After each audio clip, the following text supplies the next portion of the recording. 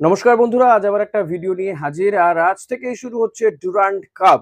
যুব ভারতী ক্রীড়াঙ্গনে এর উদ্বোধন হবে। আর প্রথম ম্যাচে মুখোমুখি east Bengal south United FC. South United FC মূলত আই লিগের সেকেন্ড ডিভিশন বা আই লিগ 2 খেলে এবং বেঙ্গালুরুর এই টিম নিঃসন্দেহে বিদেশিহীন এই টিম তুলনামূলকভাবে ইস্ট বেঙ্গলের সহজ প্রতিপক্ষ। কিন্তু সহজ হলেও ইস্টবেঙ্গল কোচ অস্কার ব্রুজো কিন্তু প্রতিপক্ষকে সমীহ করছেন, কোনোভাবেই তাকে হালকাভাবে নিতে নারাজ। আজকের ম্যাচে ইস্টবেঙ্গল তিনজন বিদেশিকে নিয়ে খেলবে। কোন তিনজন বিদেশি? দিয়ামান্তাকোস, সাউল ক্রেসপো এবং মোহাম্মদ রশিদ। রশিদ প্যালেস্টাইনের ফুটবলার, ডিফেন্সিভ মিডফিল্ডার, কিন্তু এই রশিদের কিন্তু গেম তৈরি করার একটা ক্ষমতাও রয়েছে, গোল করার ক্ষমতা রয়েছে। সাউল ক্রেসপোরও গোল করার ক্ষমতা রয়েছে। ফলত মাঝ মাঠে বলা যেতে পারে মূল দখল রাখবেন এই দুজন, সাউল ক্রেসপো এবং মোহাম্মদ রশিদ। সৌভিক আজকের ম্যাচে খেলতে পারবেন না, চোট রয়েছে। দিয়ামান্তাকোসের উপর দায়িত্ব থাকবে গোল করার, আর তাকে গোল করানোর জন্য বল বাড়াতে থাকবেন সাউল এবং মোহাম্মদ রশিদ। অতি অবশ্যই কিন্তু নাওরেম মহেশ তিনিও থাকবেন, বিকজ কি তিনি ক্যাপ্টেন। এই মরশুমে কিন্তু ইস্ট বেঙ্গল টিমের ক্যাপ্টেন হচ্ছেন নাওরেম মহেশ। বিষ্ণু, তাকে কিন্তু অস্কার ব্রুজো একেবারে মন্ত্র দেওয়ার মতন বলে দিয়েছেন যে এই সিজনে কিন্তু বিষ্ণুই মূল, এবং তার উপরে কিন্তু অনেক কিছু ডিপেন্ড করবে। তিনি আর জুনিয়র টিমের প্লেয়ার নয়, তিনি কিন্তু এখন সিনিয়র এবং সিনিয়র টিমের নিয়মিত ফুটবলার। ফলত নিয়মিত ফুটবলার হতে গেলে তাকে যেটা করতে হবে সেটা পারফরমেন্স, এবং তার এই পারফরমেন্সের মাধ্যমে সে কিন্তু ভারতীয় দলের নক করতে পারবে। যদিও বিষ্ণু গতবারও যা খেলেছিল তাতে যে কোনো কারণেই হোক সে ভারতীয় দলের চান্স পেতে পারতো। গোল করা, গোল করানোর এবিলিটি, তার যে পায়ে কাজ, এই সমস্ত কিছুর জন্যই সে কিন্তু ভারতীয় দলে যথেষ্ট উপযুক্ত প্লেয়ার ছিল। কিন্তু এনিহাও ভারতীয় টিম ম্যানেজমেন্ট, কোচ, তারা কেউ বিষ্ণুকে সেক্ষেত্রে যোগ্য মনে করেননি, তাই তারা নেননি। যদিও অস্কার ব্রুজো কিন্তু মানালোর সঙ্গে কথা বলেছিলেন যখন মানালো মার্কোয়েজ কোচ ছিলেন ভারতীয় দলের। তো বিষ্ণুকে না নিলেও এই সিজনে অস্কার কিন্তু এমন ভাবেই বলেছেন বিষ্ণুকে যাতে তাকে উপেক্ষাই না করতে পারে ভারতীয় দল।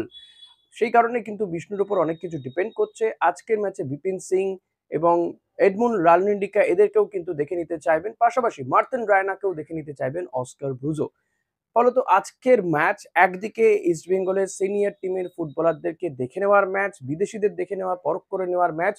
পাশাপাশি ইস্টবেঙ্গলকে কিন্তু প্রথম ম্যাচটা জয় পেতেই হবে। প্রথম ম্যাচ জয় দিয়ে শুরু করতে চাইছে Durand cup East Bengal. In fact senior টিমের প্রথম ম্যাচ আজকেই। তো এই ম্যাচটাতে কোনোভাবেই হালকাভাবে নিতে নারাজ অস্কার ব্রুজো। যতই সে প্রতিপক্ষ দুর্বল হোক কিংবা অপরিচিত হোক, অপরিচিত প্রতিপক্ষ কিন্তু অনেক সময় জয়ের পথে কাঁটা বিছিয়ে দিয়ে যেতে পারে। তো ইস্ট বেঙ্গল সেটা চাইছে না, তাই এই সিজনটা তারা কোনো ভুল করতে চাইছে না। অস্কার ব্রুজো কিন্তু গতকালই বলে দিয়েছেন যে এই সিজনে তারা কোনো ভুল করতে চাইছেন না। একাধিক প্লেয়ার রয়েছে, একই পজিশনে একাধিক প্লেয়ার থাকাতে অপশন অনেক রয়েছে, কিন্তু সেই অপশনগুলোকে সঠিক পরিকল্পনা অনুযায়ী ব্যবহার করতে চাইছেন অস্কার ব্রুজো। এরই মধ্যে মোহনবাগানের এবারে সাইন করা অভিষেক টেকচাম সিং তিনি কিন্তু চলে এসেছেন। হয়তো প্র্যাকটিসেও তিনি নেমে পড়বেন। ফলত বোঝাই যাচ্ছে যে এই অভিষেক টেকচাম সিংকে মোহনবাগান তারা কিন্তু ব্যবহার করবে ডুরান্ড কাপে। এটা আর বোধহয় বলার অপেক্ষা রাখে না। কারণ ডুরান্ড কাপেও কিন্তু মোহনবাগান চাইছে যে তাদের যে আরএফডিএল টিম এবং কলকাতা লিগের টিমটা খেলছে তার সঙ্গে সিনিয়র টিমের কয়েকজন ফুটবলারকে পাঞ্চ করে তারা ডুরান্ড কাপ খেলতে চাইছে। কিন্তু ইস্ট বেঙ্গল কিন্তু ডুরান্ড কাপকে সিরিয়াসলি নিয়েছে, তাই তারা প্রথম একাদশ বা সেরা একাদশই নামাবে। আজকের ম্যাচে আমরা কেভিন বা মিগুয়েলকে দেখতে পারবো না, কারণ তাদের আইটিসি আসা নিয়ে কিছুটা দেরি হওয়াতে তাদের রেজিস্ট্রেশন কিছুটা পিছিয়ে গিয়েছিল এবং তারা সদ্যই ভারতে এসেছে, প্র্যাকটিসে নেমেছে। যদি সাউলের ক্ষেত্রেও তা প্রযোজ্য। ফলত ইস্ট বেঙ্গল কোচ বলেই দিয়েছে যে তার টিমের প্লেয়াররা যথাযথ প্র্যাকটিস পায়নি, সেই কারণেই কিন্তু তারা বলা যেতে পারে এই প্রতিপক্ষ সাউথ ইউনাইটেড এফসিকে যথেষ্টই সমীহ করছে, কারণ তার টিমের প্লেয়াররাও কিন্তু প্রস্তুত নয়। তবু ইস্টবেঙ্গল খেলতে নামছে এবং ডুরান্ড কর্তৃপক্ষর অনুরোধ তারা ফেলতে পারেনি, সেই কারণে উদ্বোধনী ম্যাচ খেলছে। আজকের ম্যাচটা হয়ে গেলে ইস্টবেঙ্গলের পরের ম্যাচ অনেকগুলো দিন পরে, ফলত আরেকটু প্র্যাকটিস করে নেওয়ার সুযোগ চলে আসবে ইস্টবেঙ্গলের সামনে। সৌভিক চক্রবর্তী ছাড়া বাকি কিন্তু ইস্টবেঙ্গলের প্রত্যেকেই সুস্থ রয়েছেন। বিষ্ণুর একটা চোট ছিল, হ্যামস্ট্রিং এর চোট ছিল, সেটা প্র্যাকটিসে একদম শুরুর দিকে। তারপরে আস্তে আস্তে বিষ্ণু রিহ্যাব করে তিনি ঠিক আছেন, সুস্থ রয়েছেন। ফলত আজকে প্রথম থেকেই হয়তো বিষ্ণুকে খেলানো হতে পারে। চটজলদি আপনাদের বলে দিই যে আজকে প্রথম একাদশ কি হতে পারে বলে আমি মনে করছি। ১ গোলে গিল, সেন্টার ডিফেন্সে আনোয়ার এবং মার্তন রায়না বা লালচুং নুঙ্গা। যদি লাল সেন্টার ডিফেন্সে না খেলে তাহলে হয়তো রাইট ব্যাক বা লেফট ব্যাক কোথাও একটা খেলানো হবে লালকে। সেন্টার ব্যাকে সেক্ষেত্রে মার্তন রায়না, আনোয়ার আলী আহ, আর মানে লালকে হয়তো লেফট ব্যাক বা রাইট ব্যাকে কোথাও একটা খেলানো হতে পারে। প্রভাত লাকড়া এবং রাকিব থাকবে দুপাশে। যদি লালকে পরের দিকে নামানো হয়, ফার্স্ট টিমে লাল হয়তো নাও থাকতে পারে। এটা গেল ডিফেন্স এবং গোল, ৫ জন হয়ে গেল। মাঝখানে সাউল ক্রেসপো এবং নতুন ফুটবলার মোহাম্মদ রশিদ। এই রশিদের ওপরে কিন্তু বাজি ধরেছেন অস্কার বলা যেতে পারে। দুপাশে একদিকে বিষ্ণু, অন্যদিকে বিপিন সিং হতে পারে বা এডমন্ড লালনেন্ডিকা হতে পারে।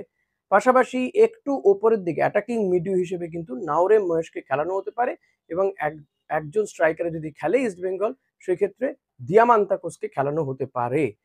আর যদি এডমন্ডকে না খেলায় সেক্ষেত্রে হয়তো ডেভিডকেও খেলানো হতে পারে। কোনো একটা উইংয়েই কিন্তু খেলতে হবে, কিছু উপায় নেই এছাড়া আর। তো এর থেকে বোঝা যাচ্ছে যে ইস্ট বেঙ্গল টিম মূলত তাদের যে সিনিয়র টিমের নিউলি অ্যাপয়েন্টেড ফুটবলার এবং গতবারের যারা ভালো ফর্মে ছিল তাদেরকেও দেখে নিতে চাইবে, পাশাপাশি দিয়ামান্তাকোস সাউলদেরকেও কিন্তু দেখে নিতে চাইছে। ডেফিনেটলি সাউলকে তো দেখতে চাইবেই, আমি আগেও বলেছিলাম। তো দেখা যাক আজকের এই টিম কতটা কার্যকারী হয়, কতটা ভালো ফুটবল উপহার দিতে পারে মোহাম্মদ রশিদ। সাউল ক্রেসপো, দিয়ামান্তাকুসকে আমরা প্রত্যেকেই চিনি। মূলত রশিদকে দেখার জন্য কিন্তু ইস্ট বেঙ্গল সমর্থকরা খেলা দেখতে যাবেন। কে কে যাবেন সেটা অতি অবশ্যই আমাকে কমেন্ট করে জানাবেন। আর একটা বিষয় বলবো যে আজকের ম্যাচে কি হতে পারে স্কোর লাইন সেটাও একটু প্রেডিক্ট করবেন, আপনারা প্রেডিক্ট করে জানিয়ে দিয়ে যান। অনেকে প্রশ্ন করছেন দাদা খেলাটা কোথায় দেখা যাবে, কটা থেকে খেলা দেখা যাবে। প্রথমত বলি সোনি স্পোর্টস 2 তে খেলা দেখা যাবে টিভিতে এবং অ্যাপে সোনি লিভ এই অ্যাপে দেখা যেতে পারে। পাশাপাশি বিকেল 5:30টা থেকে যুবভারতী ক্রীড়াঙ্গনে খেলা শুরু, টিভিতেও আপনারা 5:30টা থেকে খেলা দেখতে পারবেন। 4:30 যে টাইমটা দেওয়া রয়েছে সেই টাইমটা হচ্ছে উদ্বোধনী অনুষ্ঠান হবে। উদ্বোধন করবেন রাজ্যের মুখ্যমন্ত্রী মমতা বন্দ্যোপাধ্যায়। বেশ কিছু আহ, মানে উদ্বোধনী যেটা হয় ওপেনিং সেরেমনি, কিছু অনুষ্ঠান থাকবে, সেই সমস্ত কিছু হবে। আদারওয়াইজ কিন্তু খেলাটা কিক অফ হবে 5:30টাতে। মানে এটা একেবারে মনে গেঁথে নিন, 5:30টার সময় আপনাকে টিভির সামনে বসে পড়তে হবে বা আপনি যেখানেই থাকুন না কেন মোবাইল অ্যাপ সোনি লিভে আপনি খেলাটা দেখতে পারবেন। এ ব্যাপারে আর কোনো সন্দেহ অবকাশ থাকে না। এর বাইরে আর কোথাও দেখা যাবে না, এটুকুই বলতে পারি। বলে দিলাম 5:30, বিকেল 5:30 থেকে ইস্টবেঙ্গল বনাম সাউথ ইউনাইটেড এফসির এই ম্যাচ। তো আপনারা সোনি স্পোর্টস 2 তে খেলা দেখতে পারবেন, অ্যাপে সোনি লিভে দেখতে পারবেন।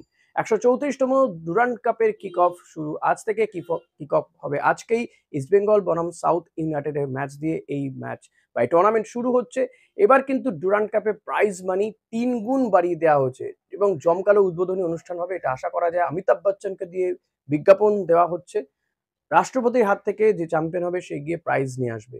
ফলত মানে রাষ্ট্রপতি ভবনে হবে প্রাইজ সিরেমনি অনুষ্ঠান। ফলত ডুরান্ড কাপ এবছর কিন্তু অনেক বেশি জমকালো হচ্ছে। আইএসএল যেহেতু এখনো মানে হবে কি হবে না এই একটা জায়গায় দাঁড়িয়ে রয়েছে, সেই জায়গায় কিন্তু ডুরান্ড কাপ মরশুমের প্রথম টুর্নামেন্ট এবং এই প্রথম টুর্নামেন্ট শুরু হচ্ছে আজ থেকে। তাই প্রত্যেককে বলবো যে ম্যাচ দেখুন, খেলা দেখুন, আনন্দ উপভোগ করুন এবং অতি অবশ্যই এই ভিডিও দেখে ভালো লাগলে লাইক, কমেন্ট, শেয়ার করতে ভুলবেন না। চ্যানেলে নতুন হলে সাবস্ক্রাইব করে নেবেন আর স্কোরটা প্রেডিক্ট করে যাবেন। Thank you.